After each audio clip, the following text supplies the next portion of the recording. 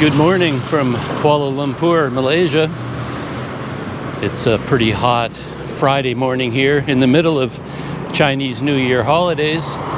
And if you've been following my little story lately, a couple of days ago I left from Sumatra, Indonesia, hopped on a ferry, took me across to Malaysia at Port Dickson, and then a friend of mine, KY, was waiting for me at the dock. He picked me up. I didn't know where I was going to go at all. I didn't really have any plans. And in fact, when I was talking about this from Sumatra, KY actually sent me a message and he says, hey, this time just relax. Like, you don't need to plan anything. You don't need to know where you're going. Just play it by ear and sort of see what happens. So I thought, I'll take his advice. So I didn't book a hotel anywhere. I didn't do anything at all. And then when KY picked me up, I just assumed I'd be staying in Port Dickson because that's his hometown. I thought he'd be staying there as well. And I thought, well, I'll stay there a night or two, and then I could go to Malacca. I could do this, I could do that. I'm not going to think about it.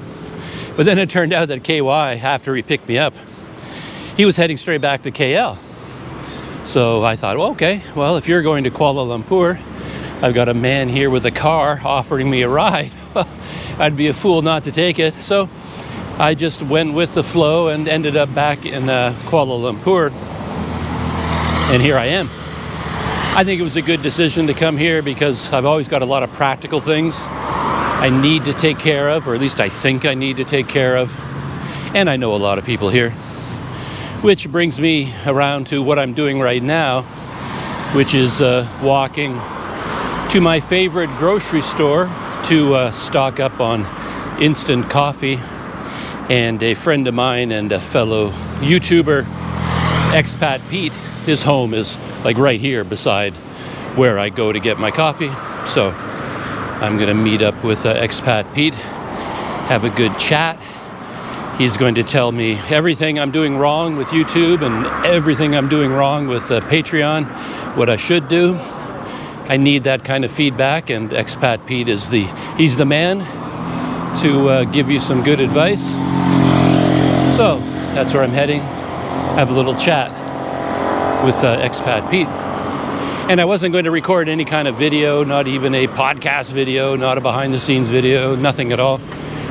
But I find it so interesting to be walking along the street here because when you change countries, your brain just kind of goes a bit nuts.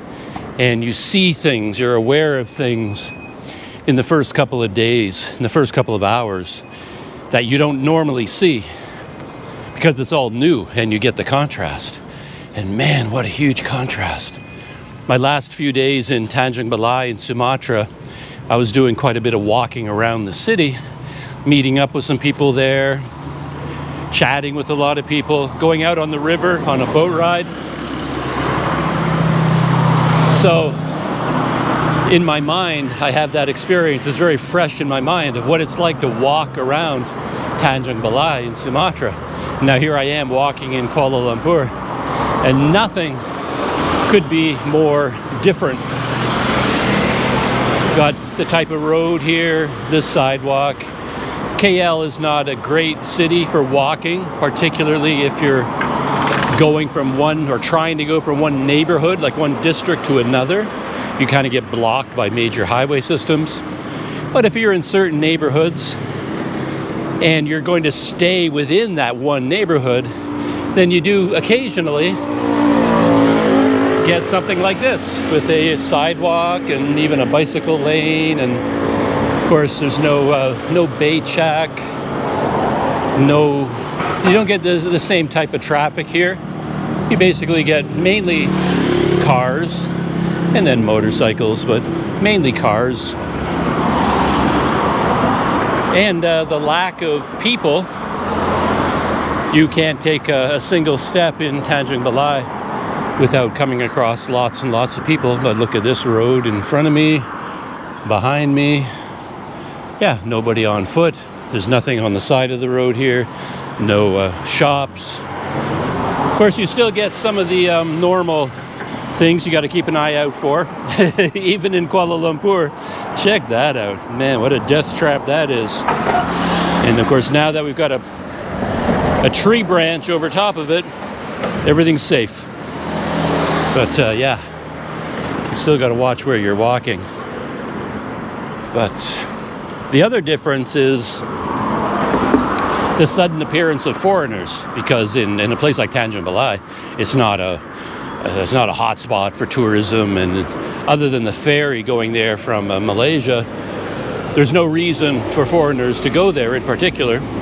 So all the months that I might stay in that area, I never see another Western person like myself ever. But on this short walk up here, I've seen probably a dozen already, and there was one complete family, you know, a young, attractive couple with 3 children, little boy, little girl, and then a baby in a stroller. And I was sort of looking at them like, whoa, like they're from Mars or something. I hadn't seen a sight like that for so long. And I was just thinking what it would be like for a family like that to be wandering around Tanjung Balai. I walk around Tanjung Balai, and I get a huge amount of attention, of course, from the local people. They're very curious about foreigners. They want to practice their English. So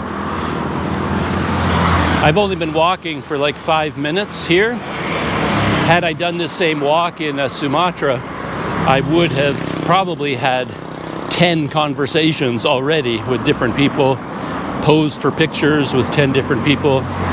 But here in Malaysia, of course, a foreigner like me is we're not exactly big news. Malaysians have seen people like me before by the thousands, and so I don't get as much attention here. But I was just thinking, a family like that, like a family with particularly a baby in a stroller, cute little baby with blonde hair, wow, that would cause quite a sensation on the streets of Tanjung Balai. Yeah, that would be quite something. And of course, with their stroller, there's no way they're going to make any progress in Tanjung Balai. The streets and, well, I was going to say sidewalks, but there aren't that many sidewalks. Just the streets are not exactly set up for strollers and small families to just take a Sunday stroll, or a Friday stroll, as it were. And of course, being back in Kuala Lumpur, being back in Malaysia, I am back in the land of the giants, the skyscrapers, the big apartment buildings, commercial developments in all directions, and there's always a crane. You cannot look in any direction without seeing another crane and another building going up. And you don't have this sort of atmosphere in Tanjung Balai. There's the KL Tower, of course. Yeah, very different mood, different atmosphere, different experience going for a walk here. I haven't been out very much since I got back. I thought I might hit the ground running and go out all the time and experience all the Chinese New Year festivities. But my time here didn't really work out that way. I was busy with other things, and to be honest, I lost track of the dates. I didn't specifically come here because it was Chinese New Year. The only reason I'm here at this time is a coincidence that my visa expired right at the start of the Chinese New Year. Are they letting me cross? Okay. Yeah. Oddly enough, the traffic stopped to let me cross, but they didn't need to. It's actually a pedestrian red light right now, but hey, if someone stops to let me go across, I will go. And yeah, this can be quite confusing. Here we go. So yeah, there's another difference. Waiting for a green light. I don't think I did that in Tanjung Balai. Now that I think about it, I'm not sure that Tanjung Balai has any traffic lights at all. There's probably 1 or 2 somewhere, but I don't really remember coming across them or noticing them. So there's another difference for you. The other big difference, of course, is in my accommodation in Tanjung Balai. I sought out the most affordable accommodation I could find, and that was at a place called the Malahayati Hotel. I was paying 120,000 rupiah per night. That's with air conditioning. It would be 80,000 rupiah without air conditioning. But for me, I spend a lot of time in my room sometimes if I'm working on a project on my laptop or editing videos. So air conditioning is really nice. And I found that over my lifetime, I've discovered that if you say no to the air conditioning, thinking you're going to be saving money, well, the heat and humidity in the room ends up destroying your electronics. So you end up losing money in the long run.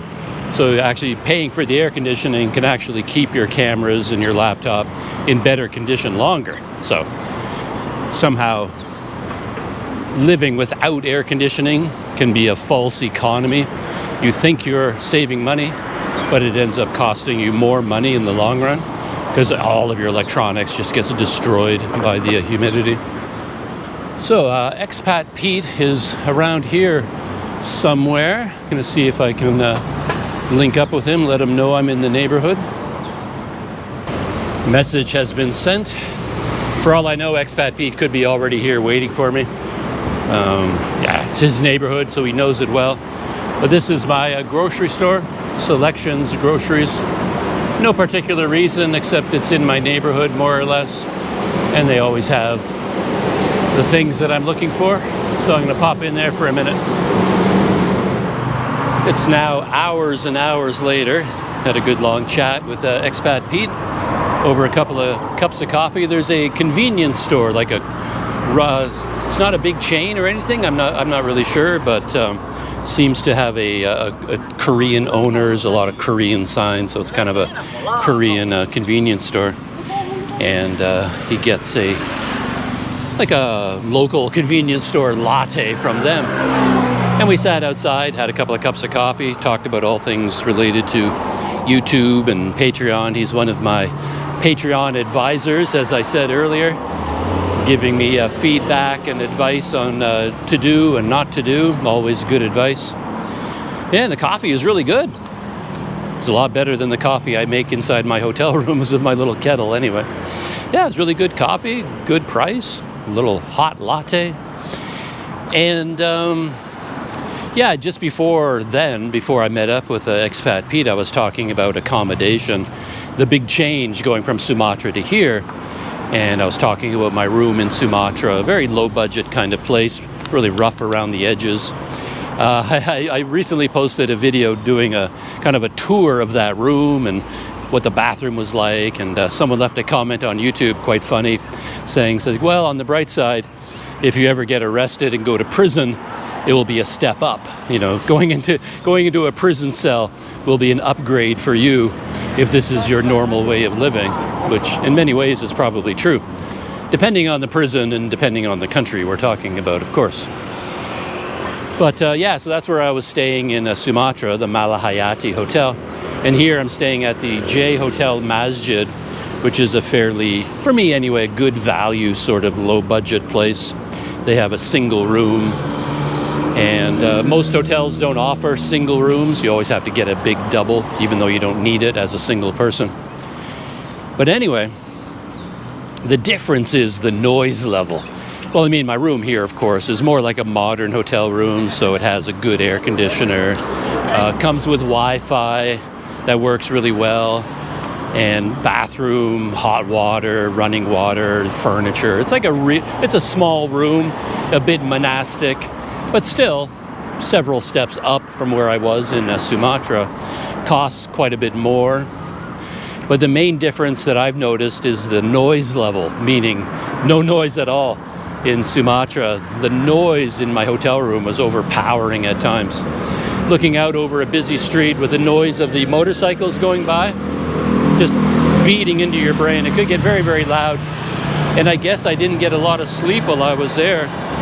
I knew I wasn't sleeping that well, but I didn't realize just how bad it was, because when I came here, I moved into this hotel where it's perfectly quiet. There's no window in my room at all, so I get no outside noise, no traffic noise.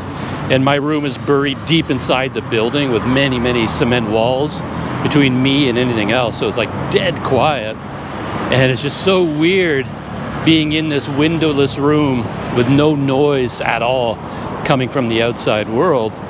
And then morning after morning, since I've been back, I find myself opening my eyes and it's 10:30 in the morning. Then 11:30 in the morning, I just sleep and sleep and sleep way into the morning hours because, yeah, I mean, there's no call to prayer from a local mosque in my neighborhood to remind me of the time. There's no window, so I don't see the sun rising. There's no noise at all. It's like I'm living in a sensory deprivation tank or something like that. So yeah, if I just close my eyes and roll over in the morning and do that a couple of times, go back to sleep, before I know it, it's 11:30 in the morning. And I guess I'm catching up on a lot of sleep. And again, thinking about false economy, I think Wi-Fi now has something to do with that as well, where I moved into the Malahayati because it's cheaper than other options. But at the same time, my room really had no Wi-Fi access at all. So I found myself constantly buying mobile data packages because I had to use mobile data in order to upload videos, connect to the internet, things like that. And by the time you're done paying for all that mobile internet, in a way, well, you might as well have just paid for a nicer hotel and had good Wi-Fi. So yeah, I find you do have to balance these things. It's been so nice being back here at the J Hotel Masjid just to have good Wi-Fi because I don't have to constantly set up a mobile phone hotspot, connect my laptop to the hotspot, and suddenly, oh, I ran out of data. I've got to go buy more, but I don't have enough credit in my account. I got to go outside, find a store, buy Pulsa, get the Pulsa, come back, buy data, set up the It's a lot. And you're spending money every single day buying more and more data. So it's kind of nice here that all of my devices, my laptop, tablet, smartphones, they're all connected to the Wi-Fi. And every time I turn any of them on, I've just got internet. It's kind of nice. Saves a lot of money, and it saves time and effort and stress. But of course, being back in Malaysia, we're also talking about everything being more expensive across the board. Food, accommodation, and the dreaded Malaysian tourism tax, which haunts my life. So you got all of that to deal with. But hey, 6 of one, half a dozen of the other, as they say. So I'm coming back into my neighborhood. My hotel is just up here on the right somewhere. Not sure what all that honking was about. So yeah, just heading back to my room. Going to settle in for a session of video editing. A video from my last couple of days in Sumatra. I actually had dinner yesterday over here. Just on impulse, I didn't decide to go there, but I happened to be walking by, and a lot of the restaurants here are closed because of Chinese New Year. But this Filipino restaurant, Laguna, is generally always open. So I popped in there and had some pork adobo, which I absolutely love. Just can't get enough of that. Well, that's where I had dinner yesterday. And I was hoping to come here at some point. This new restaurant, this hot bowl cafe. And I discovered this place last time I was here. But so far in Chinese New Year, it's never been open. So yeah, a lot of all these streets here, most of the restaurants I would normally go to are currently closed for the holidays. Today's Friday, and tomorrow morning, Saturday morning, I'm going to be meeting up with Daryl from the Wander Eats YouTube channel. We're going to be meeting for a brunch, 11 o'clock out in his neighborhood. Maybe I'll shoot a little bit of video of my get-together with Daryl and our brunch together. He says he's got a new place he wants to show me in that neighborhood, so we'll go check out a new cafe, new restaurant, something like that. Oh, that's it for now. I'm almost back at my hotel.